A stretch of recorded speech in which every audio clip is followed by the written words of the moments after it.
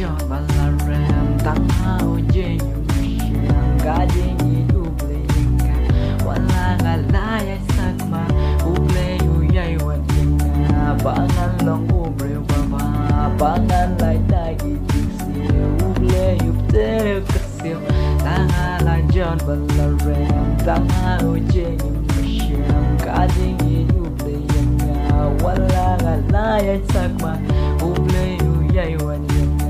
Bangan Long Ubre Baba Bangan Lai Dagi Jiksi Uble Yupte Kasil.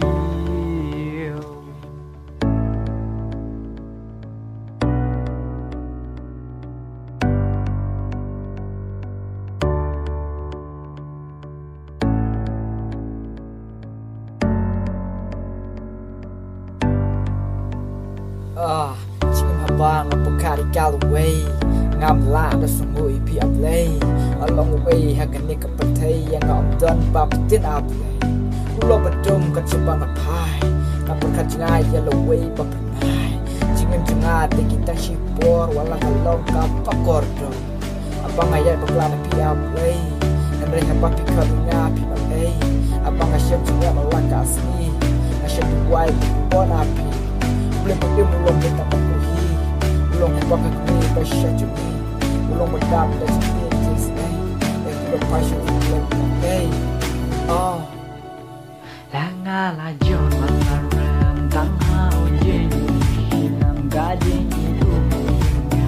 Wala Galaya Sakma Uble Uyay Wadinga Bangan Long Ubre Baba Bangan Lai Dagi Jiksi Uble Yupte Kasil Tangha la John Balarem Tangha Uje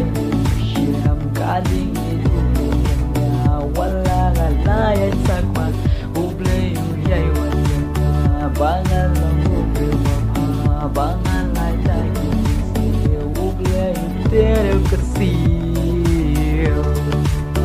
Penhem aplay pen sejong ban put rom jong pisyata penhem aplay yaki jingwet aman jong pingan ai tiga uplay kuai yang bangan dut dan di baba bangan but hapen kamit kabayong jing cyberit bangan lock haka jingem apa thai ki jing kelaki pasir kai henry ngapan pon pi aplay ban lai yaki ai Jajar haka mensejong ngalwai banjeng tak shisha wala ngadon tak berway dan jeng ngalibat dong vi badai